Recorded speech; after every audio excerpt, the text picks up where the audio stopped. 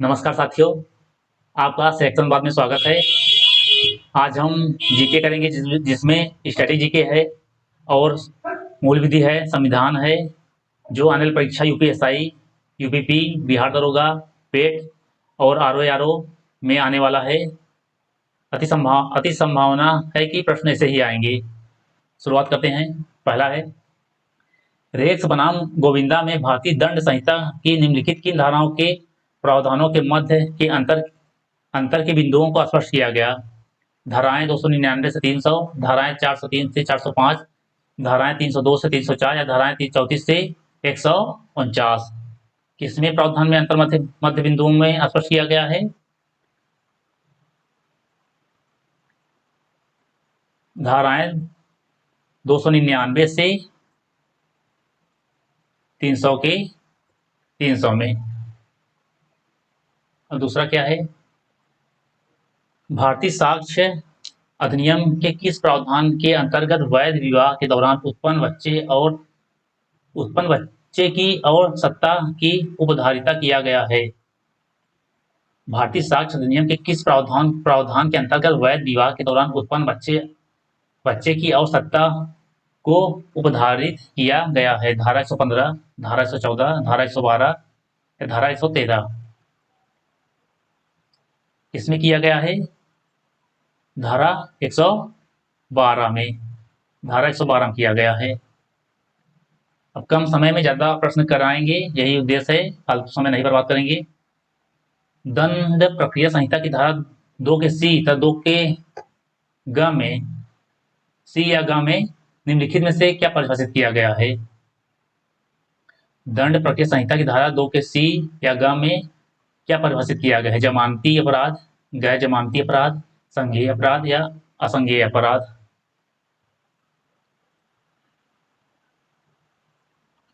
क्या किया गया है, संज्ञेय अपराध परिभाषित किया, संज्ञेय अपराध को। प्रैक्टिस ऐसा है, प्रैक्टिस करेंगे आप लोग तो आगे प्रश्न करने में आसानी रहेगी। जो पेपर देखेंगे तो आराम से कर लेंगे, चाहे आदमी जितना पढ़ा रहे, अगर प्रैक्टिस नहीं किया है तो सब बेकार है। अगला प्रश्न, नेक्स्ट प्रश्न क्या है, भारतीय दंड संहिता के किस धारा में आपराधिक षड्यंत्र को परिभाषित किया गया है। धारा 120 के क में, धारा 121, धारा 154 या धारा 159 में। किस धारा में आपराधिक षड्यंत्र को परिभाषित किया गया है। धारा 120 क में, 121 में, 154 में, 159 में। किसमें किया गया है। इसका पहला सही, धारा 120 के क में या ए में।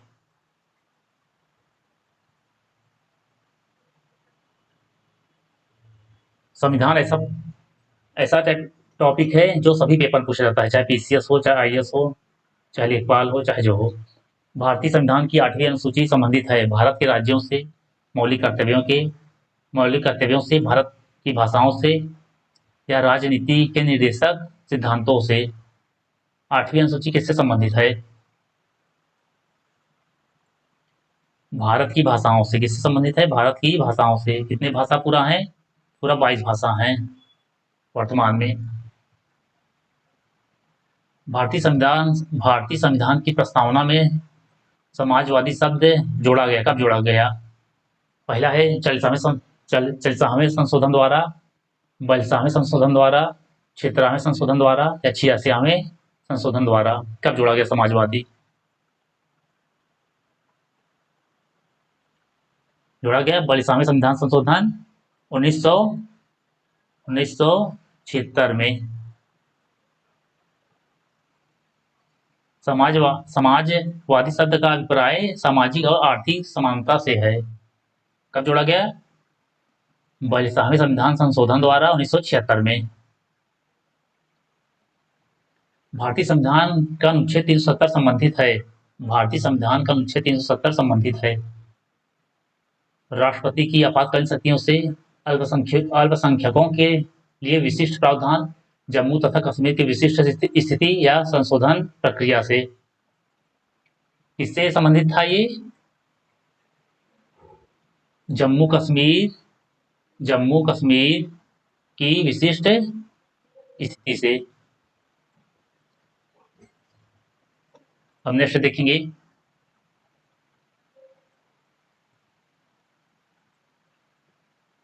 दुनिया के निम्नलिखित में से किस देश से भारतीय संविधान में राज्य के नीति निर्देशक सिद्धांत की संकल्पना को अंगीकार किया गया था, अपनाया गया था? मतलब राज्य के नीति निर्देशक सिद्धांत को कहाँ से अपनाया गया था? आयरलैंड, यूएसए, कनाडा या ऑस्ट्रेलिया? डीपीएसपी कहाँ से अपनाया गया था? आयरलैंड से।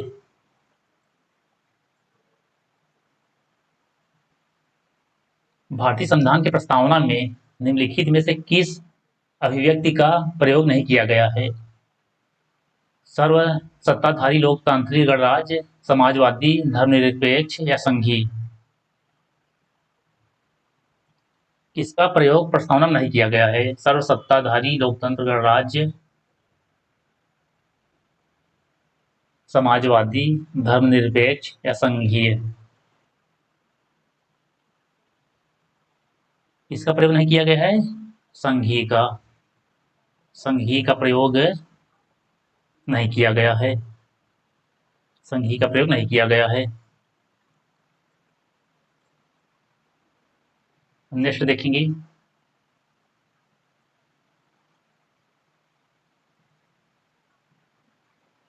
संविधान की प्रस्तावना में भारत को कहा गया है, क्या कहा गया है? संविधान की प्रस्तावना में भारत को क्या कहा गया है?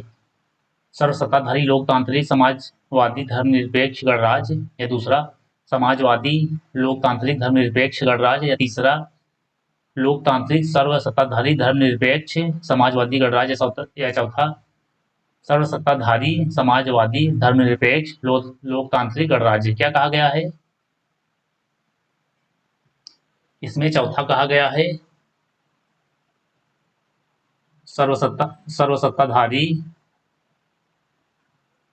समाजवाद धर्मनिरपेक्ष लोकतांत्रिक गणराज्य। इसमें चौथा सही है। अब नेक्स्ट देखेंगे। ज्ञान प्राप्त करने के बाद गौतम को किस रूप से जाना जाने लगा?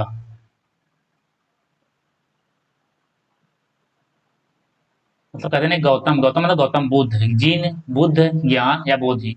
ज्ञान प्राप्त करने के बाद गौतम को किस रूप में जाना जाने लगा? बुद्ध रूप में जाना जाने लगा। हम नेक्स्ट देखेंगे। निम्न में से किसने 1857 के सिपाही विद्रोह का विद्रोह नहीं कहा था? मतलब किसने 1857 के सिपाही विद्रोह को विद्रोह नहीं कहा था? जॉन लॉरेंस, कार्ल मार्क्स, सीले या सैयद अहमद खां?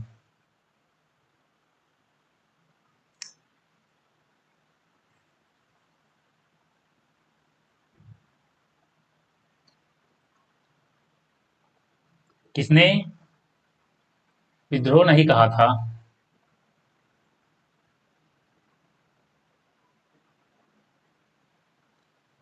कार्ल मार्क्स ने नहीं कहा था। मुस्लिम लीग के लाहौर सत्र में पाकिस्तान की मांग कब की गई थी?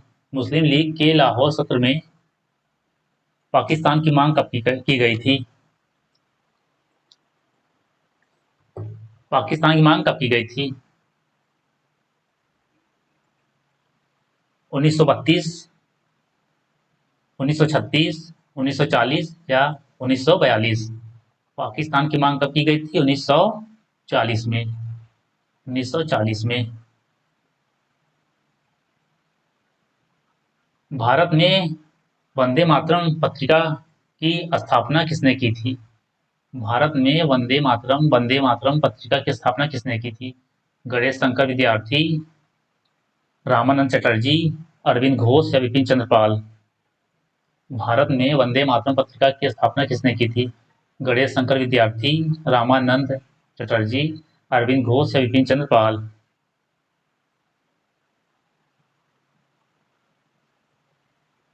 अरविंद घोष ने की थी। चंद्रमा का आकार पृथ्वी के आकार का लगभग कितना है? चंद्रमा का आकार पृथ्वी के आकार का लगभग कितना है?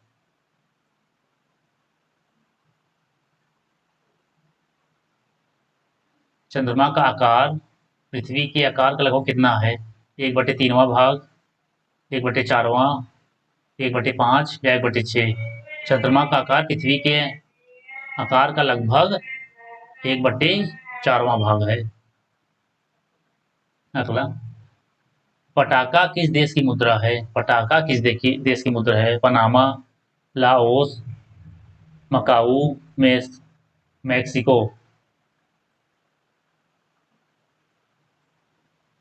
पटाका किस देश की मुद्रा है? Panama, Laos, Macau, Mexico? किसकी मुद्रा है? मकाऊ की। अब स्टैटिक क्या आ गया, जो सभी परीक्षाओं लोगों को पूछा जाता है।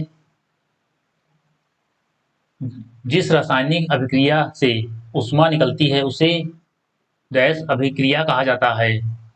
ऊष्माक्षेपी, संयोजन, ऊष्माशोषी या अपघटन?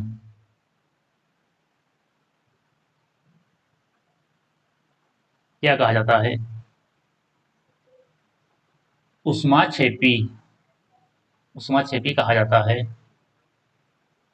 नेक्स्ट देखेंगे, जयमंडल आरक्षित क्षेत्र का सबसे सही विवरण है।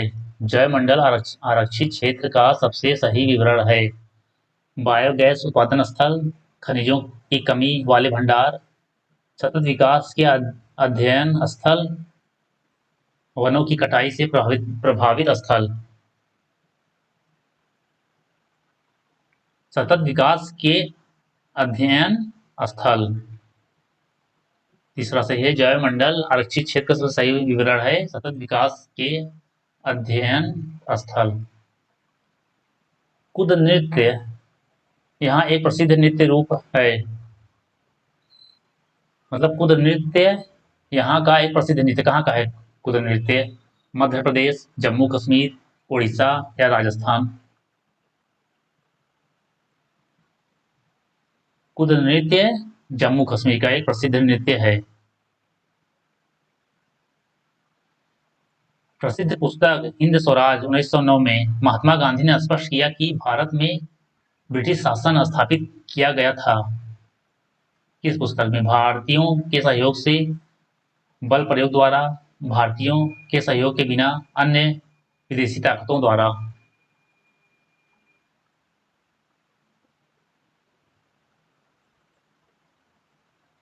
भारतीयों के सहयोग से, भारतीयों के सहयोग से। अगला देखेंगे, कबड्डी डैश किस राज्य का आधिकारिक खेल नहीं है? राजस्थान, तमिलनाडु, तेलंगाना या पंजाब?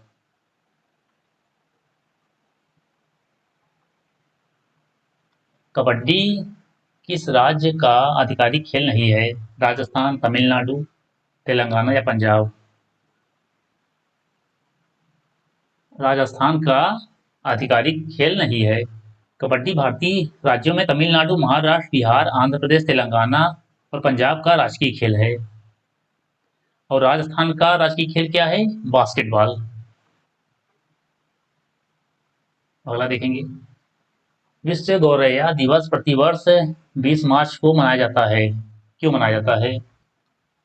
गौरैया की बढ़ती संख्या का उत्सव मनाने हेतु, अन्य पक्षियों की तुलना में गौरैया की श्रेष्ठता दिखाने के लिए, गौरैया के संरक्षण हेतु जागरूकता बढ़ाने के लिए, या डॉक्टर सालिम अली के जन्मदिन के उपलक्ष्य में? किसे मनाया जाता है? तीसरा सही है, गौरैया के संरक्षण हेतु जागरूकता बढ़ाने के लिए।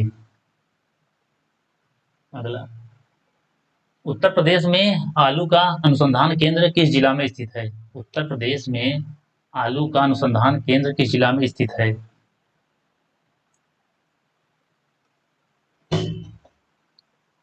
फर्रुखाबाद, मेरठ, कानपुर या इलाहाबाद?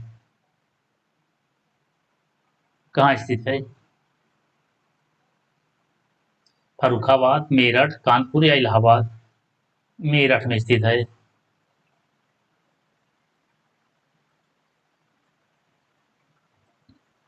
भारतीय दलहन अनुसंधान संस्थान स्थापित है। भारतीय दलहन अनुसंधान संस्थान स्थापित है लखनऊ में, जबलपुर में, कानपुर में या नई दिल्ली में? कहाँ स्थित है? भारतीय दाल दलहन अनुसंधान संस्थान स्थापित है। कहाँ स्थापित है? कानपुर में।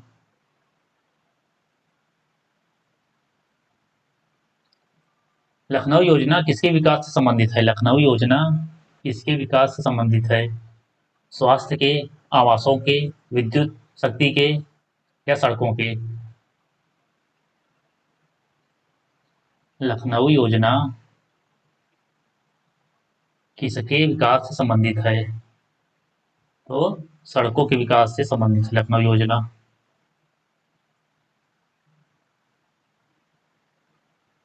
उत्तर प्रदेश भारत में निम्नलिखित में से किस फसल का सर्व प्रमुख उत्पादक है?